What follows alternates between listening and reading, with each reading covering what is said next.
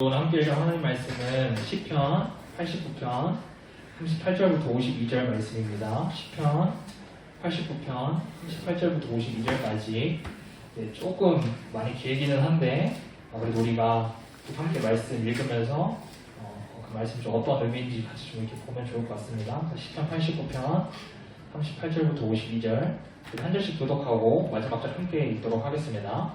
그러나 주께서 주의 기름 부음 받은 자에게 놓아사 물리치셔서 버리셨으며 주의 등에 언약을 미워하사 그의 관을 땅에 던져 욕되게 하셨으며 그의 모든 울타리를 파괴하시며 그 요새를 무너뜨리셨으므로 길로 지나간 자들에게 다 터치를 당하며 그의 이웃에게 욕을 당하나이다. 주께서 그의 대적들의 오른손을 높이시고 그들의 모든 원수들은 기쁘게 하셨으나 그의 칼날은 금하게 하사 그가 전장에서 더 이상 버티지 못하게 하셨으며 그의 영광을 그치게 하시고 그의 왕위를 땅에 엎으셨으며 그의 젊은 날들을 짧게 하시고 그를 수치로 덮으셨나이다. 여호와여 언제까지니이까 스스로 영원히 숨기시리이까 주의 노가 언제까지 불붙듯 하시겠나이까. 나라의 때가 얼마나 짧은지도록 하소서. 주께서 모든 사람을 어찌 그리 허무하게 창조하셨는지요. 누가 살아서 죽음을 보지 아니하고 자기의 영혼을 수월의 권세에서 건지리이까. 주여 주의 성실하심으로 다윗에게 맹세하신 그 전에 인자하심이 어디 있나이까. 주는 주의 종들이 받은 비방을 기억하소서. 많은 민족의 비방이 내 몸에 있사오니 여호와여 이 비방은 주의 원수들이 주의 기름 부음 받은 자의 행동을 비방할 것이옵소이다. 함께 있습니다. 여호와를 영원히 찬송할지어다. 아멘. 아멘. 네, 반갑습니다. 확실히 예배 자리가 차니까 목소리도 조금 들리고 하네요. 오늘 말씀의 목소리도 들리고 지금까지 들은 목소리 중에 가장 컸던 것 같은데 매주 이렇게 발전하는 모습 감사합니다. 이번 한 주 어땠나요, 우리 친구들? 엄청 더웠죠? 안 더웠나요? 전사님만 더웠나요? 전사님이 이번 주에 오늘 유초등부 달란트 잔치, 친구 초청 잔치가 있어가지고 이번 주에 이렇게 초등학교 학교 정도를 갔는데 요즘 한 초등학교가 방학식을 하니까는 막 12시 이때 끝나는 거예요. 그래가지고 전사님이 11시 반, 12시 이때 이제 학교를 가서 기다리면은 그 해가 너무 뜨거워가지고 막 15분, 20분밖에 안 서 있었는데도 끝나고 집에 오면 막 되게 어지럽고 막 그러더라고요. 그래서 되게 이게 조심해야겠다. 이게 진짜 더위가 좀 많이 무서웠어요. 그래서 우리 친구들도 물 많이 마시고 낮에 밖에 나가지 말고 집에서 에어컨 틀고 편하게 쉬세요. 방학이잖아요. 그쵸? 네. 그래서 건강 잘 유의했으면 좋겠습니다. 우리는 저번 주에 눈에 보이는 신의 산, 눈에 보이지 않는 시온산에 대해서 함께 하나님 말씀을 살펴봤었죠. 우리는 세상의 가치관과는 다르게 눈에 보이지 않는 것들을 더 추구하고 더 붙잡아야 한다고 했어요. 그래서 눈에 보이지 않는 영원하신 하나님을 알아가기 위해서 더 애쓰자고 했었죠. 영원하신 하나님의 존재가 아직 우리 친구들에게 이게 쉽게 다가오지 않을 수도 있어요. 그리고 어떻게 보면 그게 정상이에요. 그러나 우리 친구들이 이 영원한 것, 영원하신 하나님을 늘 기억하고 소망하고 하나님을 알아가려고 노력할 때 하나님께서 우리 친구들을 찾아와 주실 것이고 우리 친구들이 그 영원하신 하나님의 존재에 대해서 알게 될 거예요. 우리 친구들이 청소년 시기에 그 영원하신 하나님과 인격적인 만남이 있으면 좋겠습니다. 전사님이 바라는 거는 늘 기도하는 것은 그거 하나뿐이에요. 우리 친구들이 청소년 시기에 영원하신 하나님, 도대체 저 전도사님이 앞에서 매주 얘기하는 그 영원하신 하나님 누구일까? 그 영원하신 하나님을 인격적으로 만나는 것이 전도사님의 유일한 기도 제목입니다. 그래서 우리 친구들도 또 우리 선생님들도 매일매일 영원하신 하나님과 인격적인 교제를 하시는 그런 한 주가 되기를 축복합니다. 오늘은 앞에 나와 있듯이 비참한 상황 속에서 내가 해야 하는 것이라는 제목으로 함께 하나님 말씀을 보려고 합니다.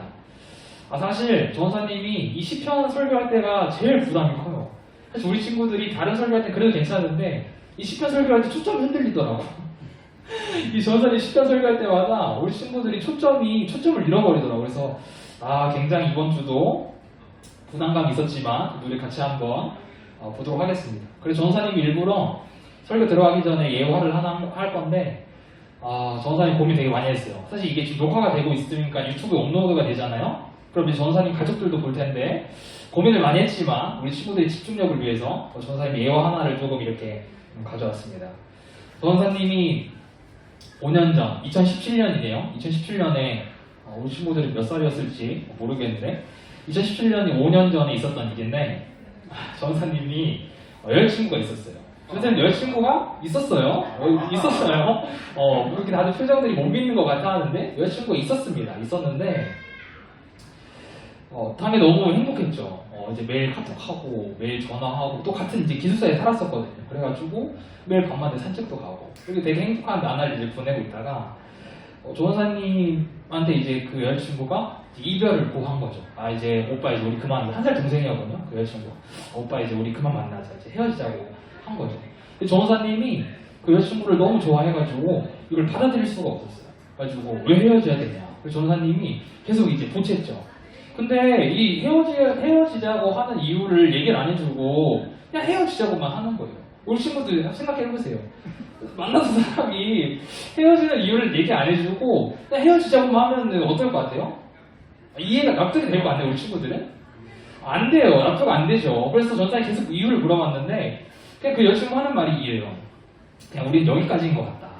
여기까지인 것 같고. 그러니까 왜 여기까지인지를 말을 해줘야 전사님도 오케이 하고 할 텐데 그래서 막 전사님이 내가 뭐 이렇게 좀 잘못한 게 있으면 내가 좀 고치겠다. 꼭 뭐 마음에 안 드는 게 있으면 얘기를 해달라 했는데 그런 거 없대요. 그냥 이렇게 계속 헤어지자고 하는 거예요.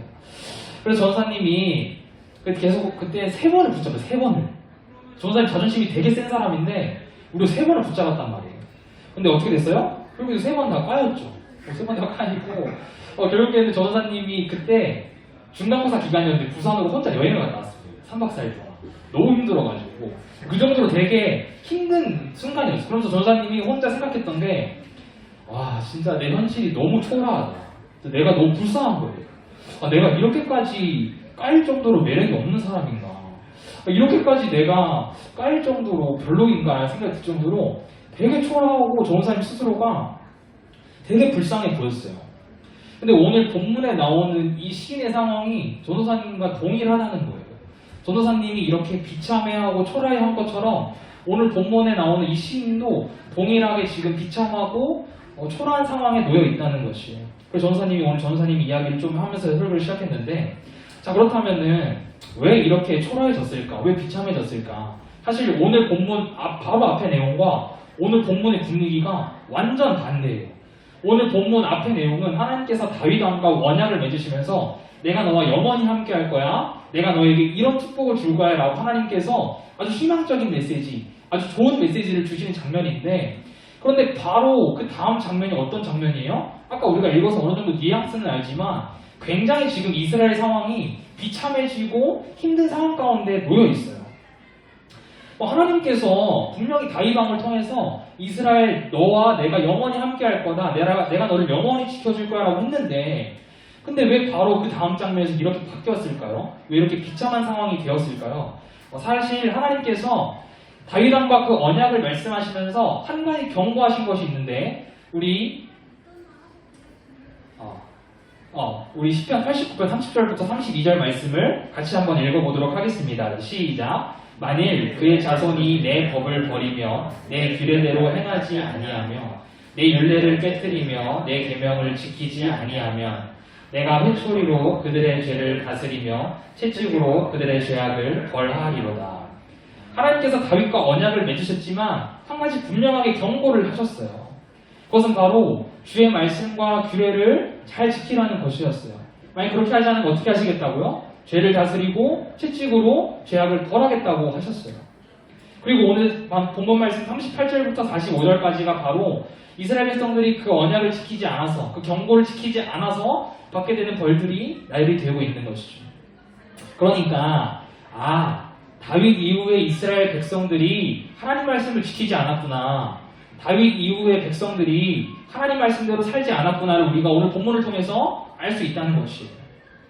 그런데 다윗 이후의 이스라엘 자손들이라고 하니까는 우리 친구들 약간 뜬구름 잡는 것 같지 않아요?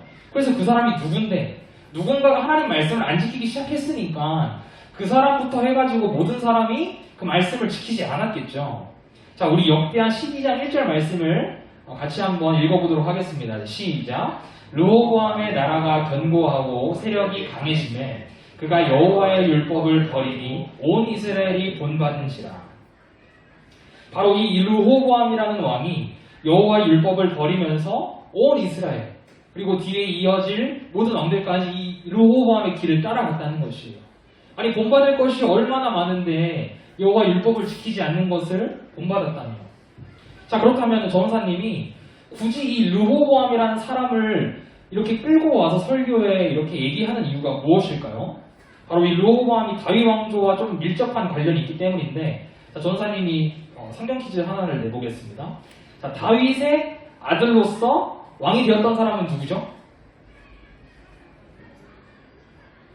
아무도 몰라요?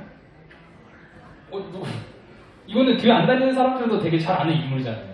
막 어떤 사람이 아기 가져와가지고 내 아이가 했는데 말해버렸는데? 솔로몬 아니에요, 솔로몬 왕이 다윗의 뒤를 이어서 왕이 됐었어요. 자, 그렇다면은 이 솔로몬의 아들로서 왕이 되었던 사람은 누구였을까요? 눈치가 빠른 친구들은 알겠죠? 누구예요? 가린나. 르호보암. 선생님 르호보암 왜 가져왔다 그랬어요? 오늘 다윗 왕조와 밀접한 관련이 있어 가져왔다. 그렇죠? 그래서 다윗의 아들이 솔로몬이고 솔로몬의 아들이 르호보암이에요. 르호보암이 여호와 율법을 버리면서 어떤 일이 일어나게 될까요? 원래 이스라엘은 한 나라였어요. 한 나라였는데 르호보암이 왕이 되면서 강압 정치를 펼친 거예요. 백성들에게 더 힘든 일을 시키고 그 다음 백성들이 힘들다고 해도 다 무시하고 자기가 친한 젊은 신하들의 말만 들으면서 백성들을 더 어려움에 빠지게 했어요. 그래서 여로보암이라는 사람을 대표로 세워가지고 백성들이 르호보암 왕한테 나온 거예요. 왕이시여, 우리가 지금 너무 힘이 듭니다. 우리 힘든 거를 조금만 좀 덜어주시고 우리 이렇게 세금도 지금 너무 많이 내고 있는데 조금만 이렇게 덜 내게 조금 해주세요 했는데 르호보암이 어떻게 했어요? 다 무시해버렸어요. 그리고 돌려보냈어요. 그래서 이 여로보암을 앞세운 백성들이 반란을 일으킵니다. 그래서 르호보암 세력과 이 여로보암 세력이 전쟁을 해요. 그리고 나서 어떻게 돼요? 이스라엘이 두 나라로 갈라지게 됩니다. 마치 우리 남한과 북한처럼 이렇게 두 나라로 갈라지게 돼요. 그래서 남유다의 르호보암과 북이스라엘의 여로보암으로 나뉘어져서 이게 언제까지요? 그 역사서, 우리 성경에는 역사서가 계속 이 흐름대로 가는 거예요. 그리고 나서 결국 시간이 흘러서 이 르호보암이 지키지 않은 율법으로 인해 이스라엘 백성들이 그 길을 다 따라갔어요. 뒤에 나오는 왕들이 다 여호와 율법을 지키지 않는 그 길을 따라갔어요. 그래서 어떻게 됐나요? 오늘 우리가 아까 살펴봤는데 38절부터 45절까지 그 벌이 나와 있다고 했죠. 하나님께서 이스라엘 백성들을 버리셨습니다. 39절에 하나님께서 욕되게 하셨고 그 다음에 울타리를 파괴하시고 요새를 무너뜨리시고 그 다음에 탈취를 당하게 하시고 이웃에게 욕을 당하게 하시고 그 다음 대적들의 오른손을 높이셔서 원수들을 기쁘게 하시고 그 다음에 칼날을 둔하게 해가지고 이스라엘 백성들이 전장에서 버티지 못하게 패배하게 하시고 그 다음에 왕위를 뒤엎으시고 그 다음에 수치로 덮으셨다. 르호보암부터 시작돼서 하나님 말씀을 지키지 않는 이스라엘 백성들의 결과가 바로 이렇다는 것이 하나님께 너무나도 큰 벌을 받았어요. 너무나도 많은 벌을 받아서 이스라엘 백성들이 지금 이 상황에 빠져 있게 되는 것이 하나님께서 다윗 왕에게 분명히 내가 너와 함께 할 거고 너의 후손들과 영원히 함께 할 거라고 말씀하셨는데 그 약속이 지금 지켜지고 있지 않는 것 같아요. 너무나도 비참한 상황입니다. 이스라엘 백성들이 전도사님이 느꼈던 것처럼 너무나도 초라하고 부끄럽고 수치심 가득하게 그렇게 살아가고 있었을 거예요. 하나님께서 우리 친구들을 등지시고 우리 친구들의 원수들, 우리 친구들이 싫어하는 그 친구들의 편을 들어준다고 한번 생각해보세요. 생각해보면 어떤가요? 생각만 해도 되게 짜증이 나고 기분이 나쁘지 않아요? 그런데 지금 이스라엘 상황이 이렇다는 것이에요. 하나님께서 이스라엘을 등지시고 이스라엘의 원수들의 편을 들어주시고 이스라엘의 원수들을 기쁘게 하신다는 것이에요. 그다음 우리 이어서 본문 말씀 46절부터 49절까지 우리 한 절씩 교독하고 마지막 절 함께 읽어봅시다. 여호와여 언제까지니까 스스로 영원히 숨기시리이까 주의 노가 언제까지 불붙듯 하시겠다니까 나의 때가 얼마나 짧은지 기억하소서. 주께서 모든 사람을 어찌 허무하게 창조하셨는지요. 누가 살아서 죽음을 보지 아니하고 자기의 영혼을 수월의 권세에서 건지리이까 주여 주의 성실하심으로 다윗에게 맹세하신 그 전에 인자하심이 어디 있나이까. 느낌이 어떤가요? 지금 시인이 이렇게 말하고 있는 것에 대한 느낌이 어떤가요? 시인이 자신들의 비참한 상황을, 초라해져버린 이 상황을 한탄하며 하나님께 부르짖는 것 같지 않나요? 시인이 하나님께서 언제까지 이 상황을 보고 계실 건지 땅을 치며 부르짖으며 기도하고 있는 것 같아요. 특히 49절을 통해서 하나님께서 다윗과 맺으신 이 언약을 다시 언급하며 하나님의 도우심을 구하고 있습니다. 다윗과 그 조건 없는 언약을 맺으시던 인자하신 하나님이 그리웠던 것이죠. 아까 전도사님의 그 초라한 상황, 되게 불쌍한 상황을 이야기했는데 우리 친구들은 그런 경험이 있나요? 친구들 관계에서 오해가 생겨 내가 잘못을 다 뒤집어 쓴 경우, 혹은 내 친구들은 다 시험을 잘 봤는데 나 혼자 시험을 못 봐서 시험 점수를 말하기 부끄러운 때, 이 외에도 아마 여러 상황들로 인해 내 자신이 불쌍하고 초라해진 경험이 있을 거예요. 오늘 시인도 지금 이 자존감이 한없이 바닥으로 떨어졌어요. 오늘 본문 말씀 50절을 한번 읽어볼까요? 자, 시작. 주는 주의 종들이 받은 비방을 기억하소서. 많은 민족의 비방이 내 품에 있사오니. 이스라엘이 하나님께 벌을 받아 비참하고 초라한 상황이 되자 주변의 많은 나라들이 이스라엘을 비웃고 조롱한 거예요. 그동안 하나님이 함께 하시기 때문에 아무런 문제가 없을 것이라고 큰소리치던 이스라엘 백성들이 지금 이 상황으로 인해 다른 나라의 그 비방과 조롱을 받았으니 얼마나 부끄러울까요? 우리는 오늘 본문을 통해서 이스라엘의 어두운 상황을 살펴봤어요. 만약 오늘 본문이 이렇게 끝났다면 당시 이스라엘 백성들에게, 그리고 오늘 본문을 읽는 우리에게도 너무나도 절망적일 것 같지 않나요? 해결책이 없는 상태잖아요.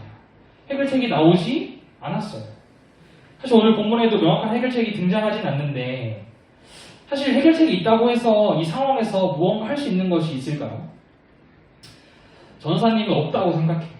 이런 비참한 상황 속에서 우리가 할 수 있는 것, 내가 할 수 있는 것은 아무것도 없습니다. 밥이라도 제대로 먹고 잠이라도 제대로 자면 다행이라고 생각해요. 근데 아마 그마저도 힘들 것입니다. 그렇다면 당시 이스라엘 백성들, 그리고 우리는 이 비참한 상황 속에서 어떻게 해야 할까요? 도대체 어떻게 해야 이 비참한 상황 속에서 탈출할 수 있을까요?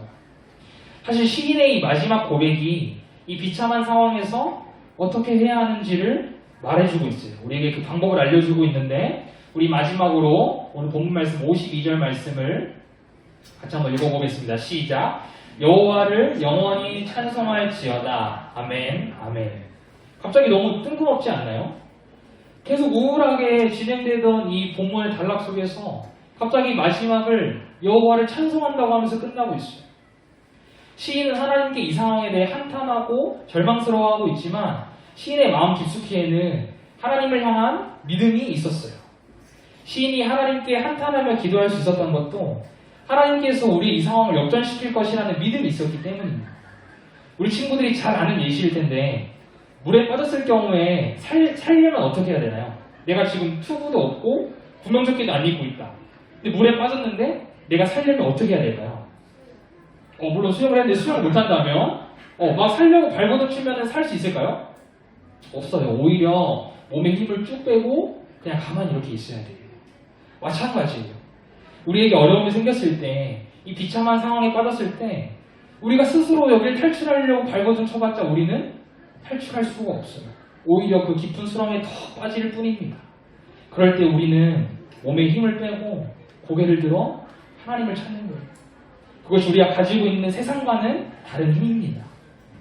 우리 친구들이 힘들고 어려운데 그냥 가만히 있는다고 해서 하나님이 무슨 AI 마냥 그냥 저절로 다 이렇게 응답해 주시고 다 이끌어가지고 일하시고 그러시지 않다는 거예요. 하나님께서는 우리 친구들이 하나님을 찾을 때 일하십니다. 아까 우리가 고백했듯이 주가 언제 일한다고 하시나요? 주를 신뢰하며 걷는 자에게 하나님께서 일하신다고 하셨어요. 하나님을 신뢰해야 합니다. 비참한 상황 속에서 내가 해야 하는 것은 하나님을 찾는 것, 그리고 하나님을 찬양하는 것입니다. 우리 한 주간 힘들고 어려운 순간 속에서, 그리고 비참하고 초라한 상황 속에서 하나님을 찾아봅시다.